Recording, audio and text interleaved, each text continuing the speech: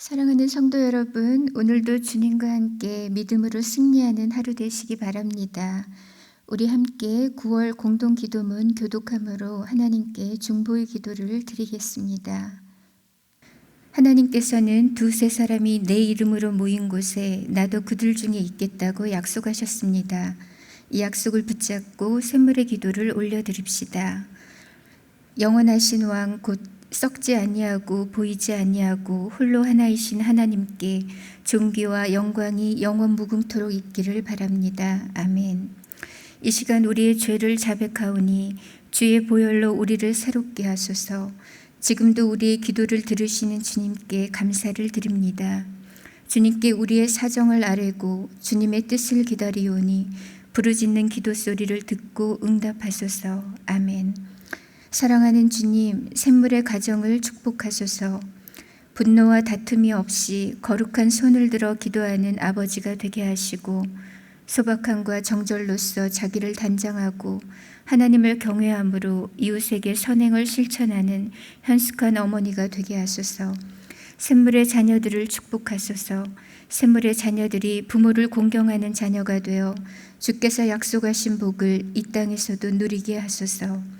무엇보다 신앙 고백이 분명한 자녀가 되게 하소서.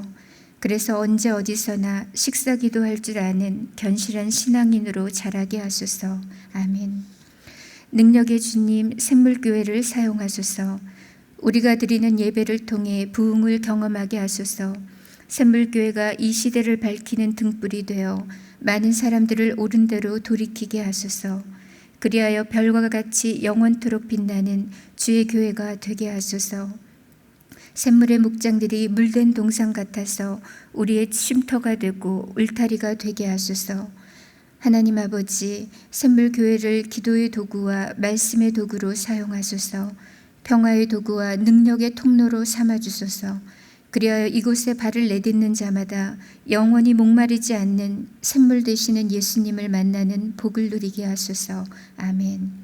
자비의 주님, 이 나라를 불쌍히 여기소서. 온 세상 나라를 경영하시는 하나님, 대한민국의 흥망성쇠가 주께 있사오니 위정자들은 여호와 하나님을 두려워함으로 정의와 공의로 나라를 섬기게 하시고 국민들은 주의 법을 따라 거룩하게 살게 하소서. 그리하여 사회 곳곳에 서로를 배려하고 존중하는 문화가 뿌리내리게 하소서. 주께서 이 나라의 피난처가 되어주셔서 코로나 전염병과 재난으로부터 건져주소서. 한국교회가 날마다 개혁되게 하시고 주를 알지 못하는 민족들과 영혼들에게 복음을 전파하여 선교의 과업을 완수하는 은혜를 누리게 하소서. 아멘. 오늘 하루를 기도와 말씀으로 시작하오니 우리와 함께 해주시고 복 주시옵소서. 예수님의 이름으로 기도합니다. 아멘. 이제 하나님의 말씀을 보도록 하겠습니다.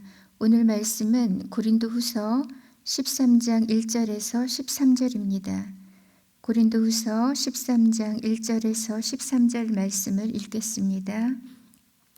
내가 이제 세 번째 너희에게 가리니 두세 증인의 입으로 말마다 확정하리라. 내가 이미 말하였거니와 지금 떠나 있으나 두 번째 대면하였을 때와 같이 전에 죄 지은 자들과 그 남은 모든 사람에게 미리 말하노니 내가 다시 가면 용서하지 아니하리라. 이는 그리스도께서 내 안에서 말씀하시는 증거를 너희가 구함이니 그는 너희에게 대하여 약하지 않고 도리어 너희 안에서 강하시니라. 그리스도께서 약하심으로 십자가에 못 박히셨으나 하나님의 능력으로 살아계시니 우리도 그 안에서 약하나 너희에게 대하여 하나님의 능력으로 그와 함께 살리라. 너희는 믿음 안에 있는가 너희 자신을 시험하고 너희 자신을 확증하라. 예수 그리스도께서 너희 안에 계신 줄을 너희가 스스로 알지 못하느냐. 그렇지 않으면 너희는 버림받은 자니라. 우리가 버림받은 자 되지 아니한 것을 너희가 알기를 내가 바라고 우리가 하나님께서 너희로 악을 조금도 행하지 않게 하시기를 구하노니 이는 우리가 옳은 자임을 나타내고자 함이 아니라 오직 우리는 버림받은 자 같을지라도 너희는 선을 행하게 하고자 함이라. 우리는 진리를 거슬러 아무것도 할 수 없고 오직 진리를 위할 뿐이니 우리가 약할 때 너희가 강한 것을 기뻐하고 또 이것을 위하여 구하니 곧 너희가 온전하게 되는 것이라. 그러므로 내가 떠나 있을 때에 이것을 쓰는 것은 대면할 때에 주께서 너희를 넘어뜨리려 하지 않고 세우려 하여 내게 주신 그 권한을 따라 엄하지 않게 하려 함이라.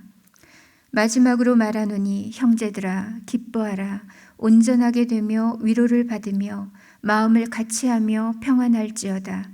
또 사랑과 평강의 하나님이 너희와 함께 계시리라. 거룩하게 입맞춤으로 서로 문안하라. 모든 성도가 너희에게 문안하느니라. 주 예수 그리스도의 은혜와 하나님의 사랑과 성령의 교통하심이 너희 무리와 함께 있을지어다. 아멘.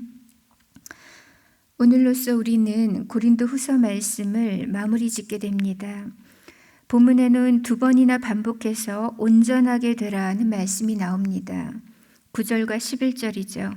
그런데 이 온전하게 되라는 그 원뜻이 뭐냐면 어떤 고장난 것을 고친다, 또 정비하여 바로 잡는다라는 뜻입니다.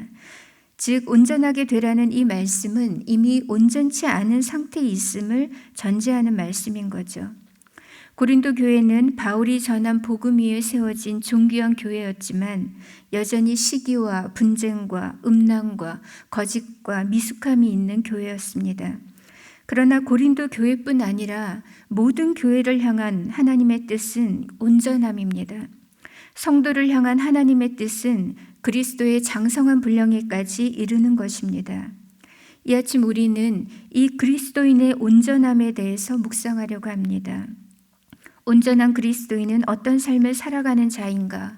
이것을 말씀을 통해서 살펴보겠습니다. 먼저 온전한 그리스도인의 삶에는 성결함이 있습니다. 2절 말씀을 보시면 내가 이미 말하였거니와 지금 떠나 있으나 2번째 대면하였을 때와 같이 전에 죄 지은 자들과 그 남은 모든 사람에게 미리 말하노니 내가 다시 가면 용서하지 아니하리라. 여러분 한번 떠올려 보시기 바랍니다. 바울 서신 가운데 내가 다시 가면 용서치 않겠다. 이런 강한 표현을 보신 적이 있으십니까? 제가 보기엔 이런 서슬퍼런 표현은 여기가 유일한 것 같습니다. 바울은 이제 고린도 교회를 3번째로 방문하려고 합니다. 첫 번째 방문은 최초로 복음을 전하러 갔을 때였고 2번째 방문은 소위 근심의 방문, 실패한 방문이 되었었습니다. 당시 고린도 교회가 바울의 겉면을 거부하고 도리어 공격함으로 급기야 바울이 급하게 고린도를 떠났어야 했기 때문이죠. 그러나 감사하게도 우리가 읽고 있는 이 고린도 후서 바로 직전에 바울이 보냈었던 그 편지를 통해서 고린도 교회가 마음을 돌이키게 됩니다. 성도들의 다수가 회개하고 또 순종하기 이르게 된 겁니다. 이 기쁜 소식을 전해 들었던 바울은 큰 위로와 안도감 속에서 이 고린도 후서를 보내게 되는데 여기서 지금 3번째 방문을 언급하고 있는 것입니다.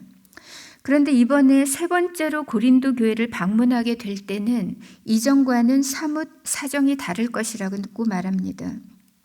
이제껏 교회를 휘젓고 다니던 자들이 여전히 회개치 않고 있다면 그때 가서는 결코 그들을 좌시하지 않겠다고 합니다.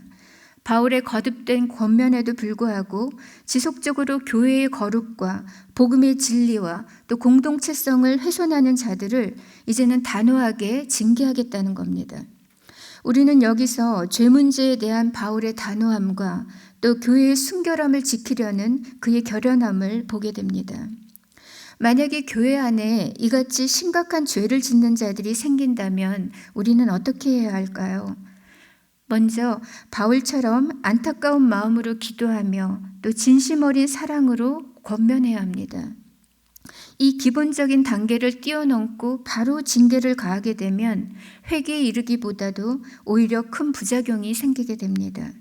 하지만 거듭된 권면에도 불구하고 회개를 거부하거나 지속적으로 거짓을 선동하고 고질적인 분쟁 그리고 악행으로 교회를 혼란케 한다면 교회로서도 그때는 단호함이 필요한 것입니다. 그리고 7절에 보면 우리가 하나님께서 너희로 악을 조금도 행하지 않게 하시기를 구하노니 라고 말씀합니다. 이 말씀을 보면은 어떻게 사람이 조금도 악을 행하지 않을 수 있지? 이것이 가능해? 라고 생각할 수 있습니다. 그렇죠. 죄와 허물이 많은 인간이 어떻게 이 땅에서 완벽하게 선을 행할 수 있겠습니까? 그러나 하나님께서 하게 하시면 가능합니다. 우리가 온전히 예수 안에 거한다면, 온전히 성령께 붙들리게 된다면 가능해집니다. 그래서 바울도 너희는 나를 본받는 자가 되라고 말했습니다. 성결과 거룩으로 온전케 되는 것이 교회를 향한, 또 성도들을 향한 하나님의 소원입니다. 하나님께서는 내가 거룩하니 너희도 거룩하라고 하셨습니다. 내가 온전하니 너희도 온전하라고 하셨습니다. 온전한 그리스도인 치고 성결을 갈망하지 않은 이가 없습니다. 왜냐하면 그리스도인이란 성결의 영이신 성령을 받은 자들이기 때문입니다. 교회적으로나 또 개인적으로 거룩을 잃게 되면 경건의 능력도 함께 사라지게 됩니다. 우리 가운데 누구 하나 죄인이 아닌 이가 없지만 그리스도의 피로 죄 씻음을 받은 자들은 그리스도 예수의 날까지 부단히 성결을 향해 나아가게 됩니다. 거룩하신 하나님을 알면 알수록, 그분과 깊이 교제하면 할수록 우리는 죄라는 것이 얼마나 심각한 것인지를 알게 되고, 또 죄가 얼마나 하나님을 뼈아프게 만드는 것인지를 알게 됩니다. 사랑하는 성도 여러분, 성결을 갈망하며 온전한 삶을 사시기 바랍니다. 죄의 자리에서 떠나고 작은 죄라도 묵과하지 마시기 바랍니다. 날마다 회개함으로 거룩한 성도의 삶을 사시기 바랍니다. 두 번째로, 온전한 그리스도인은 믿음으로 살아갑니다. 5절 말씀에 너희는 믿음 안에 있는가? 너희 자신을 시험하고 너희 자신을 확증하라고 하십니다. 당시 고린도 교회 성도들의 관심은 믿음이 아니라 엉뚱한 것에 쏠려 있었습니다. 거짓 사도들의 교활한 선동에 부하내동했고, 바울의 약함과 고난과 사도성을 공격했고, 예루살렘 교회를 위한 그 연보 문제에 있어서도 의심의 눈초리를 보냈습니다.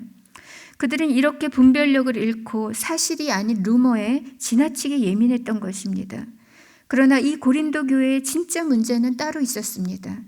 그것은 바로 그들의 믿음의 문제였습니다.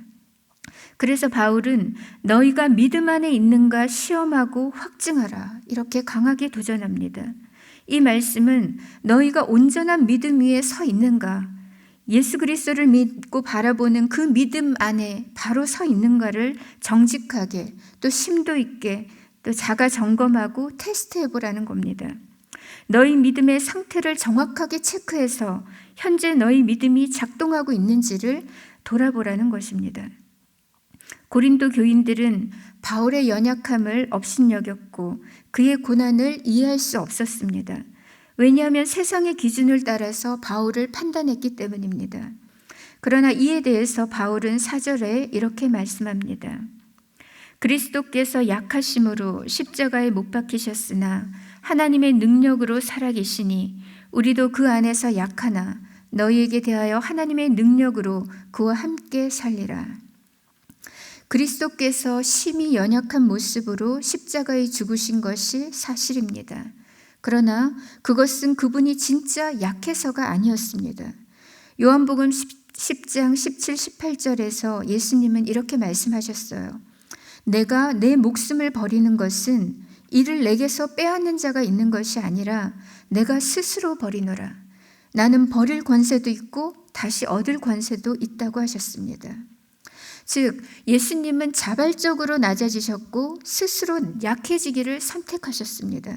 우리를 구원하시기 위해서 기꺼이 자신의 목숨을 내어주기로 결정하신 겁니다. 이런 예수님을 하나님 아버지는 몹시 사랑하셨고 이후에 그를 성령의 능력으로 다시 살리셨습니다. 또한 온 세상의 구주요 만왕의 왕으로 세우셨습니다. 고린도 성도들 보기에 이 바울은 심히 초라하고 연약해 보였습니다. 하지만 바울이 진짜 약한 것은 아니었습니다. 왜냐하면 그 또한 예수님을 믿는 믿음을 통해서 주와 함께 부활의 영광에 이를 것이기 때문입니다. 바울은 이 말씀을 통해서 예수 그리스도만이 우리의 유일한 믿음의 주가 된다는 이 사실과 동시에 왜 그토록 그 자신이 고난을 자처하는 삶을 사는가, 그 이유를 피력하고 있습니다. 고난이 없으면 영광도 없다는 겁니다. 부활의 예수를 바라보고 소망하며 신뢰하는 자만이 오늘의 고난을 너끈히 이길 수가 있습니다. 사랑하는 성도 여러분, 믿음의 주요 또 온전케 하시는 예수님을 바라보시기 바랍니다. 가장 낮은 곳에 오셔서 가장 연약한 모습으로 죽으셨지만 성령의 능력으로 부활의 영광에 이르신 그 예수님을 소망하시기 바랍니다. 온전한 그리스도인은 하나님의 강력이신 이 예수님을 믿는 그 믿음으로 살아가는 자입니다. 마지막으로 온전한 그리스도인은 성숙함으로 나아갑니다. 11절에 이렇게 말씀합니다. 마지막으로 말하노니 형제들아 기뻐하라. 온전하게 되며 위로를 받으며 마음을 같이하며 평안할지어다. 또 사랑과 평강의 하나님이 너희와 함께 계시리라. 거룩하게 입맞춤으로 서로 문안하라. 온전한 그리스도인은 날 때부터 정해진 것이 아닙니다.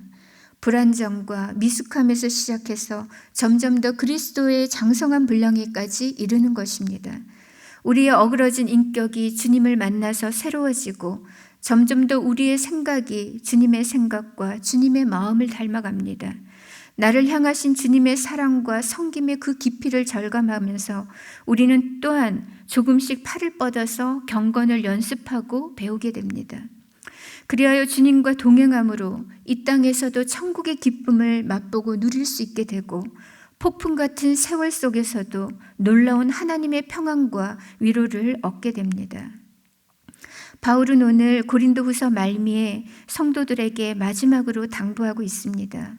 마지막으로 말하노니 형제들아 기뻐하라. 온전하게 되라. 위로를 받으라. 서로 마음을 같이하라. 평안하라. 그리고 서로 문안하라. 이렇게 말씀합니다. 이 성숙함이 없으면 우리는 잠시는 기뻐할 수 있어도 지속적인 기쁨, 또 풍성한 기쁨은 누릴 수 없습니다. 성숙함이 없으면 절대로 하나됨을 지켜갈 수가 없습니다. 성숙함은 나를 넘어서 다른 사람을 돌아보고 또 문안하는 것입니다. 하나님의 위로와 그 평안의 깊이는 성도의 그 성숙함의 깊이와 비례하게 됩니다. 사랑하는 샘물 성도 여러분, 온전한 그리스도인이 되시기 바랍니다. 먼저 날마다 죄를 회개함으로 성결한 삶을 사시기 바랍니다. 그리고 오늘 나와 내 가정이 믿음으로 살고 있는지를 정직하게 돌아보시기 바랍니다. 그리하여 믿음의 주요 온전케 하시는 예수님만 신뢰하시기 바랍니다. 아울러 장성하고 성숙한 그리스도인이 되시기 바랍니다. 예수 한 분만으로 만족하고 기뻐하며 하나님의 위로와 평안을 얻고 새 힘을 얻으시기 바랍니다. 서로 마음을 같이하고 사랑으로 문안하고 돌아보는 온전한 그리스도인의 삶을 사시는 우리 성도님들 되시기를 주님의 이름으로 축복합니다. 이 시간 기도하실 때에 우리 세 가지 기도 제목으로 기도하겠습니다. 먼저는 우리에게 성결함과 믿음과 성숙함을 더해 주소서, 온전한 그리스도인으로 살아가게 하소서 기도하고요. 두 번째로는 내일은 주일입니다. 하나님께서 홀로 영광 받으시는 온전한 예배가 되고 또 하나님의 임재가 가득한 은혜로운 예배가 되기를 기도해 주시기 바랍니다. 세 번째로는 작은 목자 훈련을 위해서 기도하겠습니다. 특별히 생명의 상 과정을 위해서 기도하겠습니다.